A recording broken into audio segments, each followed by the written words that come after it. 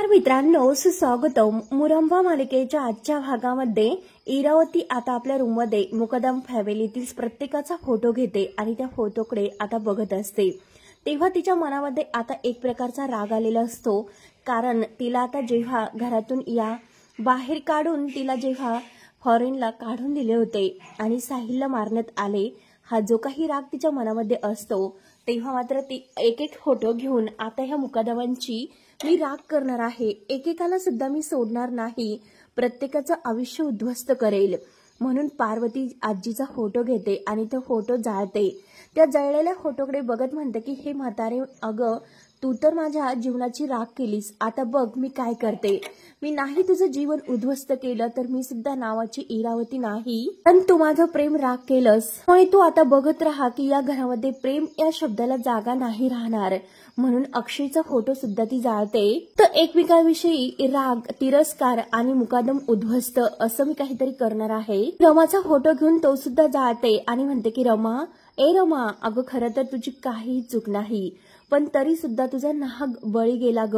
रमाचा photo सुद्धा जाळून टाकते. त्यानंतर शशिकांचा फोटो घेते आणि तो सुद्धा जाळते. सोहा असं खुशून म्हणत असते. त्यानंतर काकांचा सुद्धा फोटो ती सोहा म्हणून जाळते. ते करून प्रत्येकाचा फोटो जाळून टाकते आणि आता त्या जळलेल्या फोटोच्या राखीकडे बघत म्हणते की मुकादमांच्या घरामध्ये प्रेमाला त्याच्या अक्षरांनी मी जळून राख केलं. नंतर रमा ही माहीला बोलावून घेते. तर माही विचारते की काय ग, का मला इथे बोलावून घेतलंस, काय काम आहे?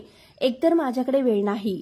रमा म्हणते की तुला वेळ काढावा लागेल, की मात्र मी तुझे डोळे उघडायला तुला बोलवलं आहे. तेव्हा आता माही म्हणते की त्याकडे वेळ सुद्धा नाही. तेव्हा रमा म्हणते की हे बघ, तू अगोदर सरळ मार्गाने जात होती, अगदी व्यवस्थित तू माझ्याशी वागत होती, परंतु आताच मात्र तू इतकी का बदललीस, का माझ्याबद्दल तू इतका तिरस्कार करायला सुरुवात केली? हे बघ, इरावती आत्या आहे ना, त्या एकदम अशा मुकदम फॅमिलीला उद्ध्वस्त करायला निघाल्यात. तर रोखण्यासाठी माही, मला तुझी साथ हवी आहे. तेव्हा आता माही म्हणते की उद्ध्वस्त, Ira is my best friend Rama, हे लक्षात घे. काही जरी केले ना तरी सुद्धा मला ते चालणार आहे, कारण तिच्याचमुळे मला माझी किंमत कळली. बघ, अगोदर मी सगळं काही देऊन बसले होते, माझी प्रॉपर्टी सुद्धा मी देविकाला दिली, त्या बदल्यात मला काय मिळालं बरं? झिरो, काहीच मिळाले नाही.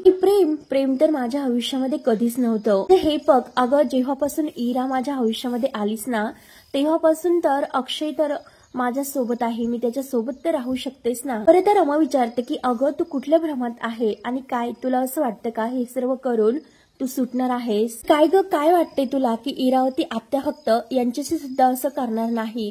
अगं त्यांच्या सुद्धा जीवनाशी त्या खेळणार आहे, कुणालाच त्या सोडणार नाही. मुळे तू त्यांच्यासाठी सुद्धा काहीतरी करू शकते. ही आता जे काही आहे ना संधी, ही शेवटची असेल हे सर्व थांबवण्याची. आता रमा माहीला सगळं काही आता इरावतीबद्दल सांगत असते की तू इरावतीचं ऐकू नकोस, एकदा तरी आता तू तिच्या विरुद्ध हो आणि या घराला वाचव, अक्षयला वाचव. परंतु आता माहीला मात्र आता रमाचं हे बोलणं काही पटत नसतं. ती आता रमालाच अगदी हातवारे करत म्हणते की शांत राहा आणि तू मला काहीही सांगू नकोस की मी काय करायचं आहे ते, ओके? आजपर्यंत मी सगळ्यांसाठी सगळं काही करत आले, पण आज इथून पुढे मी फक्त आणि फक्त माझ्या फायद्याचा विचार करेल, फक्त माझाच विचार करत राहील. बरं, तर रमा म्हणते की अगं कसला फायदा या सगळ्यामध्ये, त्या तुझा सुद्धा अगदी वाईटच करणार आहेत आणि तुझा कोणताही फायदा होणार नाही. बघतच राहा इरावती आत्या तुझ्याशी सुद्धा कसं वागतात. आणि हे बघ, अगं मुकदम परिवाराला वाचवण्यासाठी माही मला तुझी साथ हवी आहे, देशील ना तुम्हाला साथ? पण दोघे मिळून इरावती आत्याला खोटं पाडू शकतो. तेव्हा आता माही स्पष्ट नकार देते. माही म्हणते की नाही, मी तुझी साथ नाही देऊ शकत, तुझी साथ कधीच देणार नाही, असे बोलून जेव्हा आता माही तिथून जायला निघते, परंतु आता समोर जो काही एक पायी पडलेला असतो त्यामध्ये तिचा पाय अडखळून लगेच ती तोंडावर पडते. तेव्हा आता रमा तिच्याकडे बघत असते आणि माही मात्र आता तशीच पडलेली खाली आता बसलेली असते आणि ती रमाकडे वळून बघत असते. रमा म्हणते की हे बघ, तुम्हाला साथ दिली किंवा नाही दिली तरी सुद्धा मी आता या मुकदम परिवाराला वाचवणार. किती काही झाले तरी इरावती आत्याला धडा शिकून शेवटी माझ्या कुटुंबाला मी वाचवणारच. नंतर माही तेथून निघून येते आणि इरावती आत्याकडे येते. इरावती आत्याला सर्व काही सांगते. तेव्हा इरावती आत्या हे सर्व काही ऐकून आता म्हणतात की खरंच ही रमा तर जास्त शहाणी व्हायला लागली, कारण तिला आता तिच्या डोक्याचा वापर करून ती आता मला धडा शिकवतेस का? तिला एकदा आता धडा शिकवावाच लागेल. तर मम्माला म्हणाली की या घरावर, अक्षयवर आणि ह्या सगळ्या कुटुंबावर माझा हक्क आहे आणि मी परत येणार. तेव्हा मात्र आता माही विचारते की हो का? ती असं म्हणाली. तिच्या डोक्यामध्ये नक्की काय सुरू आहे हे काही कळत नाही, पण नक्की तिच्या डोक्यामध्ये काहीतरी सुरू आहे, काहीतरी प्लॅन ती करतेच. आणि आता बघ ना, अगं ती कुठेतरी गायब झालेली आहे आणि काहीतरी आपल्या विरुद्ध करीत असेल. तेव्हा मात्र आता माही म्हणते की इरा, अगं जाऊन दे ना, काय फरक पडतो, आपलं ठरलेलं आहे ना, आज मात्र आपण पार्टी करणार म्हणजे करणारच. तेव्हा आता इरावती म्हणते की अगं हे बघ, तू काय बोलतेस, मी काय बोलतेस, याचा जरा विचार कर ना, माझ्या बोलण्याकडे लक्ष दे. त्यावर आता माही म्हणते की हे बघ इरा, मी सतत या विषयावर नाही बोलू शकत. हे बघ, मला छान अशी मज्जा करायची आहे, मला बोर व्हायचं नाही, मला छान अशी मज्जा करून अगदी एन्जॉय करायचं आहे. पण ती गेली ना, आणि कुठे जाणार आहे ती पोट घेऊन, सतत तिचं टेन्शन घेऊन काय फरक पडतो. चल, तुम्हाला आज प्रॉमिस केलेला आहे आपण पार्टी करूयात, त्यामुळे चल, किती काही झाले तर पार्टी आपण करणारच.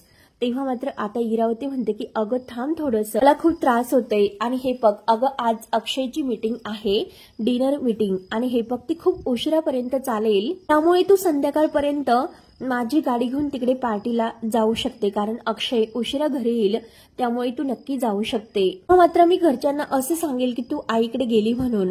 तेव्हा आता हे ऐकून माही अगदी खुश होते आणि इरा, खरंच तू बेस्ट आहेस असं खुश होऊन म्हणते. लगेच आता इरावतीला घट्ट मिठी मारते. नंतर आता अक्षय सकाळी सकाळी नाश्ता करत असतो आणि अभि मात्र मोबाईलमध्ये बघत आता इथेच असतो.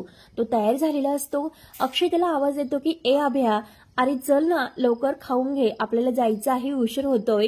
मात्र आनंद तेथेच असतो. आनंद म्हणतो की अरे तू वेडा आहेस का, तुला दिसत नाही का तो किती बिजी आहे चॅटिंग करण्यामध्ये, कारण अभि कुणाशी तरी चॅटिंग करत असतो. तेवढ्यात अक्षय पुन्हा अभिला आवाज देतो की ए अभ्या. तेव्हा अभिचं कुठे लक्ष अक्षयकडे वर येते. तेव्हा आता अक्षय त्याला म्हणतो की हे बघ, तुझं जे काही काम सुरू आहे ते झाल्यानंतर चल, आपण लगेच निघूयात, हे आपण आपली कामं करण्यासाठी ऑफिसला जाऊयात, तुझं जे महत्वाचं काम सुरू आहे ना आता ते करून घे, मग नंतर आपण जाऊयात. तेव्हा आता अभि थोडासा अगदी कावरा होतो आणि तो आता अक्षयला म्हणतो की अक्षय, अरे माझं कोणतंही असं महत्वाचं काम नाही सुरू. आता अक्षय म्हणतो की नाही, अरे जे काही आता तू काम करतोय ते काम महत्वाचं आहे, करून घे, कारण पलीकडे कोणीतरी महत्वाचं आहे ना, म्हणूनच तू बोलतोय ना. अक्षय सुद्धा आता अभिची गंमत करतो. नंतर आनंद उठतो आणि अभिजवळ येतो आणि मुद्दाम तो सुद्धा आता अभिची गंमत करत म्हणतो की महत्वाचं म्हणजे, अरे एकदम महत्वाचं आहे. अक्षय, तुला काय कळतं, कोणीतरी कधीतरी तू रिमझिम बरसणारी बरसात आहे. अक्षय लगेच आता पुढचं गाणं म्हणायला सुरुवात करतो. आता आनंद सुद्धा त्या गाण्यात आता अक्षयची साथ देतो. तेव्हा आता सर्वजण अभिची गंमत उडवत असतात आणि तेव्हा तेथे माही येते. अभि मात्र लाजलेला असतो. तेव्हा आता लगेच माही म्हणते की अरे अभि दादा, तुम्ही तर लाजतात, कारण नवीन वहिनी येणार आहे असं वाटतंय. तेव्हा अभि नाही असं म्हणतो. ती परत म्हणते की नाही, खरंच खूप छान वाटतं, कारण इतक्या दिवसातून हसरे चेहरे बघण्यासाठी खूपच छान वाटतं. त्यामुळे आता इथून पुढे आपल्या घरामध्ये फक्त आणि फक्त आनंद ही आनंदच असेल. आता अक्षय हसतो. अक्षय म्हणतो की अगदी खरं आहे, कारण आपल्या आयुष्यामध्ये आता एक बाळ येणार आहे आणि अर्थाला एक नवीन आई सुद्धा येणार आहे. तेव्हा आता अभि म्हणतो की अरे काय हे सर्व तुमचं काय सुरू आहे, आता काहीतरी असं तुम्ही उगाच माझे उडवतात, म्हणून अभि लगेच आता आत जातो. तेव्हा आता सर्वजण अभिला हसत असतात. अभि लगेच आता बाहेर निघून जातो. त्यानंतर आता अक्षय हा माहीला म्हणतो की चल रमा, आता निघतोय बरं. नंतर आता इकडे मंगला मावशी हा रमासाठी नाश्ता वगैरे तयार करते आणि तिला खायला देते. तेव्हा मात्र आता लगेच पंकज काका तेथे येतात. एक कळशी आहे, तर ती कळशी आपल्या हातात घेतात आणि ती जोरात असं रागाने फेकून देतात, असं मारावं असं वाटतं. तेव्हा मंगला मावशी त्यांच्यावर ओरडते. मंगला मावशी म्हणते की काय, अहो हे काय करतात. तेवढ्यात तेथे साई येतो. तर मंगला मावशी म्हणते की अहो काय करतात हे सगळं, तुम्हाला पटतं का. तेव्हा लगेच आता साई म्हणतो की हे बघा पंकज भाऊ, अहो असं आरडाओरडा करून काही होत नसतं, हे बघा आपल्याला जे काही करायचं आहे ते अगदी विचार करून करावं लागेल, त्यामुळे जरा शांती धरा. आता पंकज काका म्हणतात की अहो साई भाऊ, फोन करा डायरेक्ट, विचार करत बसू नका, डायरेक्ट फोन करा, तुमच्याकडे फोन तर आहे ना, त्यामुळे डायरेक्ट फोन करा. तेव्हा आता साई म्हणतो की अहो पंकज भाऊजी काय बोलतात तुम्ही खरंच, हो माझ्या फोनवरून ट्रेस नाही का होणार, तुम्ही काय बोलतात हे सर्व. ते जेव्हा साई म्हणतो तर पंकज काका म्हणतात की थांबा 1 मिनिट आणि धावतच आत जातात. कारण आपल्याकडे भरपूर आयडिया असतात. त्यांचा साधा फोन घेऊन येतात जुना आणि हे बघा हा फोन घ्या आणि ह्या फोनवरून तुम्ही फोन लावा कारण अजिबात कोणी ट्रेस वगैरे नाही करणार. आता साई म्हणतो की अहो पण मला हे नाही जमणार, तुम्ही किती काही बोललात तरी सुद्धा माझ्या तोंडातून मराठीच निघणार. हे बघा हे सर्व तुम्ही सुद्धा करू शकत नाही कारण तुमचा आवाज ओळखला जाईल, त्यामुळे नक्की हा आवाज ट्रेस होणार आहे. तेव्हा आता पंकज काका म्हणतात की अहो तुम्ही मला अजून नाही ओळखलत, माझ्या ऍक्टिंग बद्दल अजूनपर्यंत तुम्हाला माहिती नाही कारण मी सुद्धा नाटकामध्ये मी काम केलेलं आहे, हो की नाही मंगले. मंगला म्हणते की हो हो. आणि साईला म्हणतात की द्या बरं इकडे फोन, मी तुम्हाला ऍक्टिंग दाखवतो. मी डायरेक्ट आता फोन लावतो आणि बघा कसं मी ऍक्टिंग करून बोलतोय. तेव्हा आता साई म्हणतो नका हो नका, असं करू नका, डायरेक्ट फोन करायला नको कारण त्या अगोदर तुम्ही थोडीशी प्रॅक्टिस करा. थोडीशी प्रॅक्टिस केल्यानंतर तुम्हाला अनुभव येईल आणि बोलण्यासाठी अगदी व्यवस्थित बोलतात. तेव्हा आता पंकज काका प्रॅक्टिस करायला घेतात आणि आता इरावतीशी बोलत आहे आणि आता ते मुद्दाम प्रॅक्टिस करत म्हणतात की हे बघा बाई जास्त तोऱ्यावर घेऊ नका, तुमची सगळी सिक्रेट आहे ना ती मला माहिती आहे. मात्र आता मंगला मावशी म्हणते की वा खरंच काय ऍक्टिंग केली, कारण आता लगेच सर्वजण ओळखतील की हा आवाज तुमचा आहे म्हणून. मंगला मावशी खूपच रागाने पंकज काकांकडे बघत असते. तेव्हा साईला तर खूप हसू येते, रमाला सुद्धा. आता पंकज काका म्हणतात की हो का थांबा आता मी वेगळ्या आवाजात बोलतो म्हणून थोडंसं बाजूला जातात. आता नैनाच्या आवाजात बोलतात. नैना कसे बोलत असते की मका तुका. तेव्हा मात्र आता त्याच पद्धतीत आता पंकज काका बोलतात की काय मका ओळखलं नाही आणि तुका सिक्रेट सगळं काही मला माहिती आहे, उडेंगी ना तर बघ बघ, माहिती नाही की कोण आहे ते. तेव्हा आता लगेच साई म्हणतो की वा वा पंकज भाऊजी खरंच काय व्हरायटी दिली हो तुम्ही. म्हणजे हे बघा सगळ्यांना आता असंच वाटेल की पंकज भाऊजीच बोलतात अगदी कोकणातले. त्यानंतर आता आनंद इकडे आपल्या रूम मध्ये जायला निघतो परंतु जान्हवी ही बाहेर येते आणि आनंदला म्हणते की बघितलंस का आता तर काय रमा आणि त्याची बायको अरे रमा आणि अक्षय आणि आता तर काय अभि त्याची मुलगी ती अर्था आणि आता ते ती होणारी त्याची न्यू गर्लफ्रेंड आहे ना ती सुद्धा. सगळ्यांचा विचार केला जातो परंतु फक्त आणि फक्त आपलाच विचार या घरामध्ये केला जात नाही. आता आनंद तिला समजावण्याचा प्रयत्न करतो. आनंद म्हणतो की हे बघ जानू तू जो काही विचार करते तसं काही नाही. तेव्हा आता जान्हवी ही भडकलेली असते.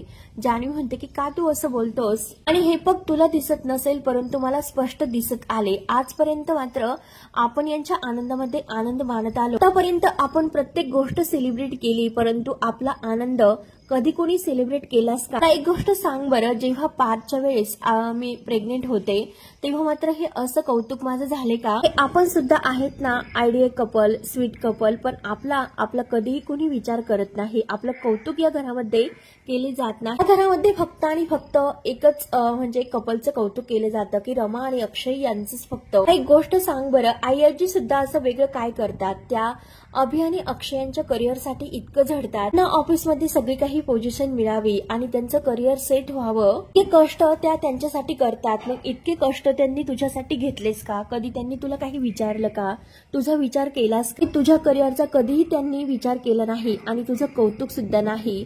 अरे कधी त्या म्हटल्या का तुला की अरे आनंद तू किती सुंदर चित्र काढतोस, किती मोठा कलाकार आहेस तू, की त्यांनी तुला असं प्रोत्साहन दिलेलं आहे का, याचा विचार कर एकदा तू. बरं हे सर्व ऐकून आता आनंद म्हणतो की हे बघ जानू तू आता जे काही बोलते ना तर एकदम परफेक्ट ते एरासारखं बोलते. बरं लगेच आनंदचं हे बोलणं ऐकून जान्हवी म्हणते की हे बघ तू इराबद्दल चुकीचा अर्थ काढू नकोस, ती काही चुकीचं नाही बोलत. अरे या घरामध्ये आपल्याला जी काही किंमत आहे तर त्याच अनुसार आपल्याला आता घरात वागणूक दिली जाते. आणि मी तुला जे काही सांगते ना ते तू मान्य कर. तेव्हा आता आनंदला राग येतो. जान्हवी आता तिथून निघून जाते.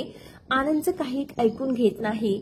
तो आता तिला आवाज देतो, तिला समजवण्याचा खूप प्रयत्न करतो परंतु ती ऐकायला तयार नसते आणि काही न बोलता निघून जाते. नंतर आता इकडे जे काही इरावतीवर बोलायचे असते तर त्यासाठी आता साई म्हणतो की आपल्याला असं परफेक्ट बोलणारा माणूस पाहिजे, अगदी परफेक्ट ऍक्टिंग करणारा, जो काही आहे तो साई भाऊ तुम्ही नका डोक्यामध्ये इतका विचार करून किडे करून घेऊ, कारण ती इरावती आहे ना ती चॅप्टर आहे, त्यामुळे तुम्ही जास्त विचार करून आता हे करू नका. तर मंगला मावशी सुद्धा समजावते की हे बघा ती इरावती आहे ना, इरावती ती खूप अशी पोहोचलेली बाई आहे, ती लगेच ओळखेल की तुम्ही हे सर्व बोलतात म्हणून, त्यामुळे तुम्ही काही तिच्याबरोबर बोलण्याचा प्रयत्न करू नका आणि प्रॅक्टिस सुद्धा करू नका, तुम्हाला नाही जमणार. तेव्हा आता पंकज काका म्हणतात की हो का.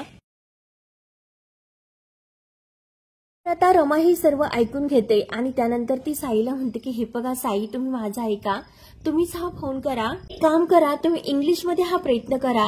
तेव्हा मात्र आता साई म्हणतो की अहो मी तर मराठी बोलणारा माणूस, मला इंग्लिश वगैरे नाही जमणार. रमा म्हणते की अहो ऐकून तरी घ्या, कारण यांच्याकडून मी कधीतरी ऐकलं होतं की ते काही आवाज वगैरे चेंज करता येतो रेकॉर्डिंग मध्ये. हे बघा तुम्ही तर असं म्हणाले की त्या फोनवरून आपण फोन नाही करू शकत, की तो फोन ट्रेस होईल म्हणून, त्यांना काहीतरी कळेल म्हणून. त्यामुळे हे बघा ते काही एआयच्या मदतीने आहे ना ते कसं बोलतात, काय कसं, याकडे तुम्ही जरा लक्ष द्या आणि लक्ष दिल्यानंतर मात्र तुम्हाला समजेल की ते कसं बोलतात, काय बोलतात. पंकज काका सुद्धा तेच म्हणतात, तुम्ही प्रॅक्टिस करा, ते सगळं काही शिकून घ्या. तर साई म्हणतो की बरं ठीक आहे आपण तेच करूयात.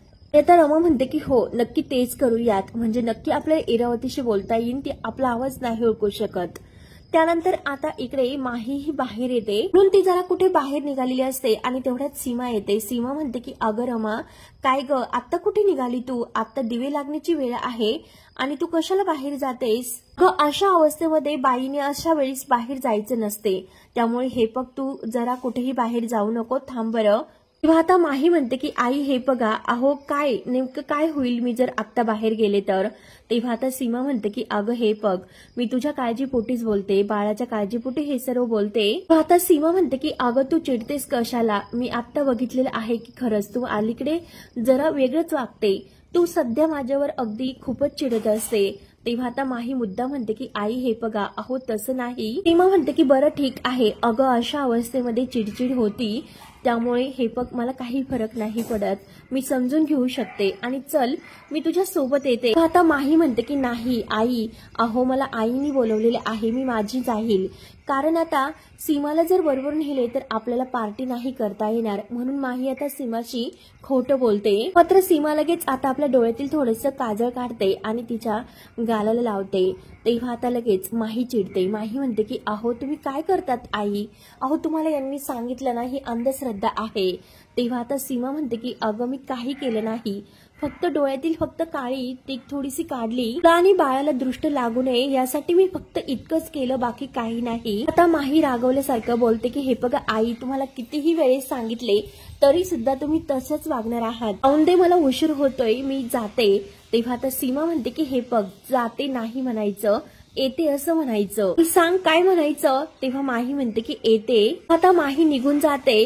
तर आता रमा जे काही वागते तर त्या वागण्यापेक्षा माहीचं वागणं जरा वेगळे येते, म्हणून सीमाला संशय येतोच. सीमा म्हणते की खरंच हल्ली रमाचं काहीच कळत नाही की कसं वागते, मी तिच्याशी काही जरी बोलले ना तरी सुद्धा ती माझ्यावर चिडत असते.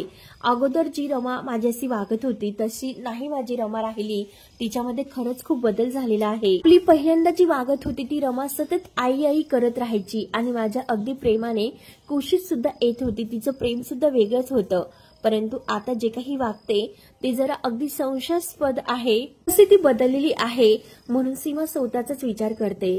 त्यानंतर आता इरावती बाहेर असते, कुठून तरी ती शॉपिंग करून आलेली असते आणि फोनवर बोलत असते. तेवढ्यात ताव तिथे माही येते. तर इरावती विचारते की काय ग किती उशीर. आता ही भयंकर चिडलेली असते की त्या क्यूट आंटीमुळे आता इतका उशीर झाला आणि ती क्यूट नाही राहिलेली आता, तरी मूर्खासारखं ती वागत असते आणि जे काही सीमाने काळा टीका लावलेला असतो आणि तिने असं मला लावलं असं आता ती इरावतीला करून दाखवत असते. मी तिला जाते असं म्हटले तर तिने मला थांबवले आणि मला काय म्हटली की येते म्हणायचं, येते असं म्हण. आता हे सर्व ऐकून इरावती म्हणते की ती सीमा ती सुद्धा एक मूर्ख बाई आहे, नको तिथे आपलं डोकं चालवत असते, असलेलं डोकं ती वापरत असते. त्यामुळे आता मात्र नाही मी तिला गप्प केलं, कायमचं शांत नाही बसवलं तर मी सुद्धा नावाची इरावती नाही. आता इरावती माहीच्या हातामध्ये ते कपड्यांचे बॅग देते आणि म्हणते की तू चेंज कुठे करणार आहे आणि हे कपडे घे आणि जेथे तुला चेंज करायचे आहे तेथे करू शकते. गाडीची चावी सुद्धा ती माहीच्या हातात देते आणि एन्जॉय कर असं म्हणते. तेव्हा आता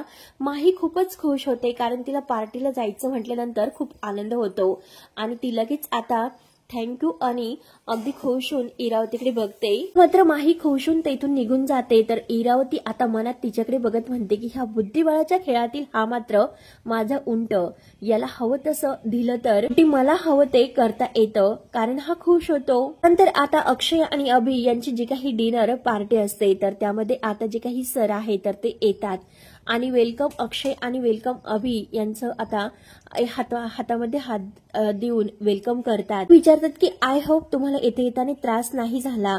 तेव्हा अभि म्हणतो की नाही, काहीच नाही. अभि विचारतो की फक्त मला असं म्हणायचं होतं की आपण इथे का भेटलो, कारण बोलायला शांत जागा दुसरी सुद्धा भेटली असती. आता ते सर म्हणतात की हे बघा, आम्ही फक्त तुम्हाला इथे याच्यासाठी बोलावलं की आमचे जे काही प्रॉडक्ट आहे तर ते तुम्ही ट्राय करा. अभि त्यांना म्हणतो की चला प्लीज आपण बसून बोलूयात. हे बघा, एकदा तुम्ही फक्त हे प्रोडक्ट आहे ना त्याची क्वालिटी चेक करा.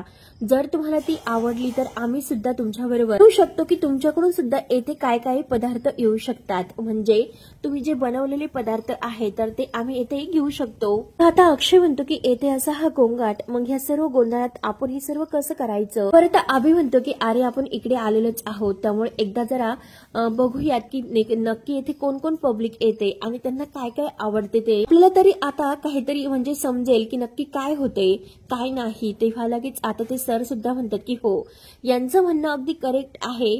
नक्की तुम्ही आता ते पब्लिक वरून ठरवू शकता की काय काय नाही. आणि तेवढ्यात आता त्या बारमध्ये माही सुद्धा येते. तिचा तो आवडता पब असतो आणि किती दिवसापासून मला ह्या पब मध्ये यायचं होतं. आता फक्त आणि फक्त डान्स आणि ड्रिंक्स असं ती स्वतःला आता म्हणत असते आणि खूप खुश होते. एन्जॉय माही असे बोलून ती आता जेव्हा आतमध्ये जायला निघते तेव्हा आता अक्षय आता बघतो. अक्षय आता माहीकडे बघतो आणि रमा इथे आली कशी असेल म्हणून त्याला संशय येतो. आता अक्षय अभिला म्हणतो की अरे अभ्या, रमा इथे आली.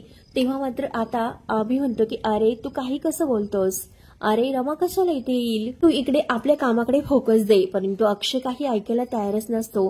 तो आता उठतो आणि डोकावून बघत असतो की नक्की रमाच आहे का. अक्षय अगदी बघतो आणि आता विचार करतो की सेम तर रमासारखीच मला वाटली होती. अभि पुन्हा अक्षयला आवाज देतो की अक्षय. आता अक्षय पुन्हा अभिजवळ येऊन बसतो तर अभि त्याला सांगत असतो. परंतु अक्षय ऐकता ऐकता सगळं काही लक्ष त्याचं बाहेर असते की नक्की रमा इथे आली की काय, याला तो शोधत असतो. काही त्यांची मीटिंग सुरू आहे त्याकडे अक्षयचे लक्षच नसते. तेव्हा आता ते सर आता अभिला विचारतात की सर तुम्ही काय घेणार, वाईन वगैरे. तेव्हा आता अभि म्हणतो की हो वाईन तर चालेलच. अक्षयकडे बघतो आणि मुद्दा म्हणतो की जोक मारतो, जोकिंग. अक्षयकडे बघत म्हणतो की हे बघा, अहो आपण कामाचं बोलण्यासाठी येथे भेटलो, कामाचं बोलतोय त्यामुळे जरा कॉफी चहा वगैरे काही चालेल. आता ते सर म्हणतात की अहो काय बोलतात सर, तुम्ही पब मध्ये आलात आणि इथे कॉफी. आता अक्षय म्हणतो की सॉरी, खरंच येथे पाणी आहे त्यामुळे आम्हाला आणखीन काही खायला प्यायला नकोय आणि पटकन जरा बिझनेस बद्दल आपण जे बोलायचं आहे ते बोलू शकतात. आता ते सर म्हणतात की ओके जसं तुम्ही म्हणताल आणि लगेच त्यांचं बिझनेस बद्दल मीटिंग सुरू होते.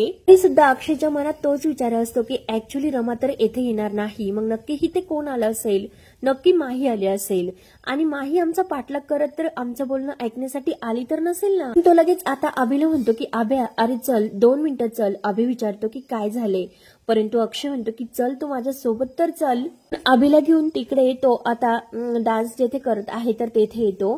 त्यानंतर इकडे मंगला मावशी, कावेरी, रमा आणि पंकज काका साई नेमकं आता इरावतीशी कसा बोलतोय हे बघत असतात. तेवढ्यात आता पंकज काका म्हणतात की साई भाऊ, परंतु साई त्यांना अगदी हातवारे करून शांत राहायला सांगतो. इरावतीला फोन लागला जातो तर इरावती फोन उचलते, हॅलो म्हणते. तेव्हा आता लगेच तिकडून साई म्हणतो की इरावती मुकादम, तुम्हाला साहिल आठवतो का. साहिल म्हटल्यानंतर आता इरावती आत्याला प्रचंड धक्का बसतो. तेव्हा मात्र आता सगळेजण अगदी बघत असतात की नक्की साईचा आवाज ओळखते की काय. आणि इरावती साहिल म्हटल्यानंतर तिच्या पायाखालची जमीनच सरकते. तेव्हा मित्रांनो शेवटी हा भाग येथे संपतो. पुढील भागामध्ये आता रमा ही साईला म्हणत असते की हे बघा, इरावती आत्या नक्की बदलेल, कारण प्रेमात जी काही ताकद असते ताकद मात्र माणसाला बदलायला भाग पाडते। नंतर मात्र आता इकडे माही जेथे पब मध्ये आलेली आहे तर अक्षयने तिला बघितलेलं असतं। इरावती आत्याला ती फोन करून सांगते की ज्या पब मध्ये मी आले तिथे अक्षय सुद्धा आहे आणि त्याने मला बघितले सुद्धा, करताना सुद्धा त्याने मला बघितलं, मग आता मी काय करू? तर इरावती आत्या रागाने म्हणते की आता मग मी काय करू बरं, तूच बघ की तुला काय करायचं आहे ते। नंतर आता अक्षयने तेथे बघितलेलं आहे म्हणून तो रमाला धावतच येतो, परंतु रमा आपल्या आईच्या घरी असते आणि अक्षय आता तिला आवाज देत तेथे येतो। तेव्हा आता लगेच तो विचारतो की रमा तुझा फोन कुठे आहे? रमा आता घाबरते, कारण माहीला तर त्याने पब मध्ये बघितलेले आहे आणि इकडे रमा मात्र आपल्या आईच्या घरी आहे, कारण कावेरीने आता सांगितलं, अक्षयने फोन केलेला असतो कावेरीला, म्हणून आता अक्षयला माहिती झालेली असते की रमा तिकडे आहे, म्हणून तो तिकडे आलेला असतो। तेव्हा आता अक्षय सोबत आता रमा आपल्या घरी जाईल का? अक्षय तिला अगदी आपल्या घरी नेईल का? आणि माही तर इकडेच राहील? तेव्हा आता पुढे काय काय होतं हे बघण्यासाठी आपल्या चॅनलला नक्की सबस्क्राईब करत रहा। धन्यवाद।